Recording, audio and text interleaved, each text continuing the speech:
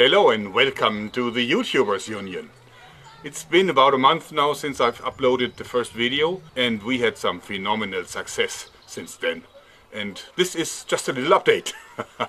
We have about 14,000 members now, and I guess 10% of them are creators, having a total of between 40 and 60 million subscribers, and being on YouTube with about a total of 250,000 videos altogether.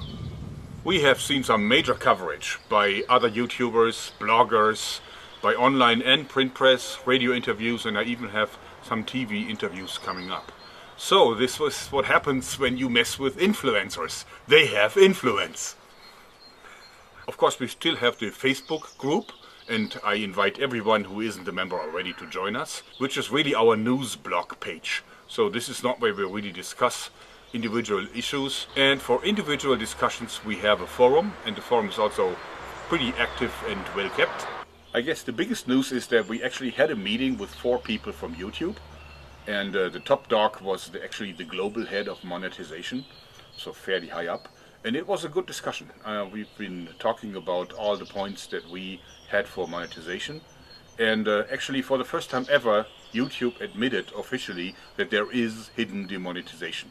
So even videos that look completely green dollared and everything are probably demonetized, at least in part, so that a lot of advertisers will use an option to kick them out. And therefore that is the reason why we see a lot less income on anything that has something remotely to do with the socially controversial content. But also it becomes really clear that YouTube thinks in departments. This means that the guys who are responsible for monetization have nothing to do with the partners, and they don't actually care much about partners and creators. They care for what they are measured against, and that is how many advertisements they're bringing in. And that is a part of what we're seeing here, is that you get kicked from all kinds of directions as a creator, and there are different people responsible for this at YouTube, but it's not a common entity. It feels for us like it is a common entity, but it isn't. These first discussions have been pretty good, and they told me many times how valuable this is and what kind of good feedback that is, but we will see. They would have said this in any case, no matter what if I probably have said that I think we need a new pope, they probably would have said this is good feedback too. So in any case, we will see what comes out of it. They invited me for further discussions, and that is really great. So I will not accept any stalling, and I will not accept any holo blah blah. I want to see action too.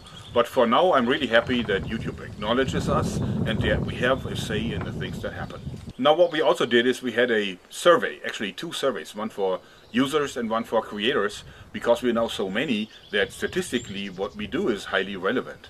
Therefore I asked a few questions, and the outcome has been very interesting, because it proves that first of all the subscription notification system is completely broken or tampered with by YouTube, and also that the entire trending recommended thing is flawed, because it is absolutely clear that monetization plays a role even though YouTube totally denies this.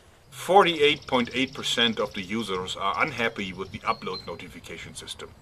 60% of the users report missing notifications, even for bell subscriptions. YouTube says this isn't happening. 44.2% of the users have been desubbed from channels. 75% of the creators have experienced demonetization. That's quite a number. 40% of the creators experience filtering, even for monetized videos. 71.2% of the creators think that people are being desubbed. The income of the creators is down on average, and very significantly so. Now, of course, people can say that this is not representative, because the YouTube Union only has members that are unhappy with YouTube, and that is true. This is a very representative study for those who are unhappy with things at YouTube. Obviously, those are more than just a few. But it absolutely cannot be denied that something is wrong with the subscription notification system, and also it is totally clear that this is not platform dependent. Because I asked people what platforms they are using, and it is all over. It is on desktop, it is on iPhone, and it is on Android. So so this is not a platform specific bug. And I have a suspicion that this actually has been tampered with by YouTube, which is a scandal, because I think it's actually fraud. because they're telling people, if you click on this bell symbol, then you will get a notification anytime this channel is uploading a video. And it's not happening, and that is not right. You know, they don't give people what they want, they give people what they think is valuable for their business. And that is absolutely a no-no. Alright, so a few questions that have been brought up to me that I'd like to address. First of all, when will we start with actual measures? Well, it's too early, because right now YouTube is still talking to us. They are negotiating. It's an open discussion. And this is not the time to really do something against them. But of course, my patience isn't very long-lasting. If I see that they stall, we will immediately kick into action. And that may be very soon. Then of course the next question is, what is a typical measure? You know, what can we do against YouTube? Well, we can hit them where it hurts. I would simply ask the creators amongst us to stop uploading full videos to YouTube for a while, maybe 2 weeks or maybe 3 weeks, and instead uploading the content to any other platform. I don't care if it's Facebook or Vimeo or whatever, you know, whatever you like. And then only put teasers onto YouTube with a link to the real video, because that hits YouTube hard. What they hate the most is if people leave the platform. And this is exactly what people would do. They would leave the YouTube platform. And I think this would be a very cool measure. But it's too early yet. Then very often people say, well, then look for something else. Start an own website, or go to Full30, go to Vimeo, whatever, go to Pornhub by all means. Well, first of all, let me make it very clear. This is the YouTubers Union. This is not the YouTube Quitters Union. This means we want to make YouTube a better platform. We want to go back to what used to be YouTube, and we also want to enhance even the old version of YouTube.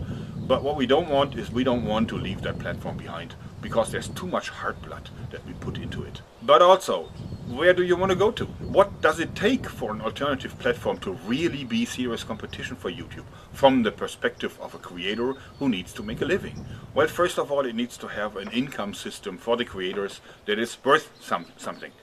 And second, it needs to have good infrastructure. We need a good software platform that's reliable and relatively bug-free. We need a good recommendation trending system, so new users will find our videos. And what we also definitely need is traffic. And that is one thing that most of the alternative platforms right now don't have. You know, things happen on YouTube. Things don't happen on Vimeo, and they don't happen on Full30, and they probably happen at Pornhub, but not the kind of action that we like to see. Some of us. If you look at the alternative platforms, Vimeo, well, Vimeo doesn't have a way for creators to earn money. Actually, it costs money to run a channel on Vimeo. So that is a no-no. Then Full30, which is right now only open to invited channels. This also has very little traffic, and we have some creators that tested it and were very unhappy and actually left the platform again because of software issues, but also financial problems. Then we have Pornhub, which they certainly have the infrastructure. I mean, they're hosting a lot of videos already, so they could host just a few more. But then their business model is completely different. Pornhub makes money by playing small, dirty video clips, actually trailers, something, and then that is supposed to bring people over to subscribed platforms, so they have to pay money for seeing the full version. That may work with hardcore pornography, but it's probably not working with socially controversial content, like gun videos, like news that also report about revolution and war and all these things. Therefore, I don't think that Pornhub is an alternative either. And then there's Dailymotion, and they are probably the most hopeful platform that we have out there, but they still lack traffic, massively lack traffic, and also there's some serious limitation on resolution of the video and on length and all these things. So, but that is an alternative that one day may actually rival YouTube. But right now, it's not the case. Alright, then of course we have a lot of questions about the recent shooting at the YouTube headquarters in San Bruno. First of all, let me say this is a terrible incident, and I hope that the poor victims will recover swiftly and fully. We actually condemn these actions.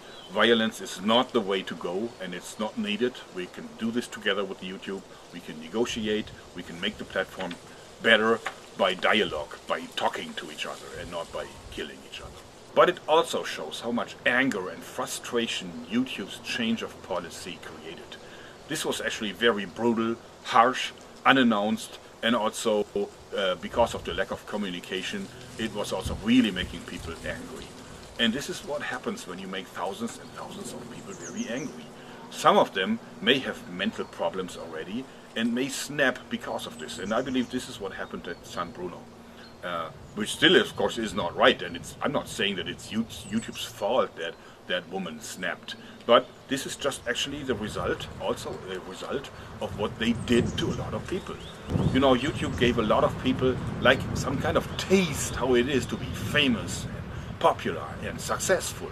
And then they took it all away. So, you know, that's why I'm saying we need to have monetization being brought back to small channels. It's not the money, because these channels made almost no money before. It's just pocket money. It's not the cash. It's the hope that is the problem. You know, YouTube pulled the rug from underneath these people, and by taking away the hope that one day they may be successful and make a living from YouTube.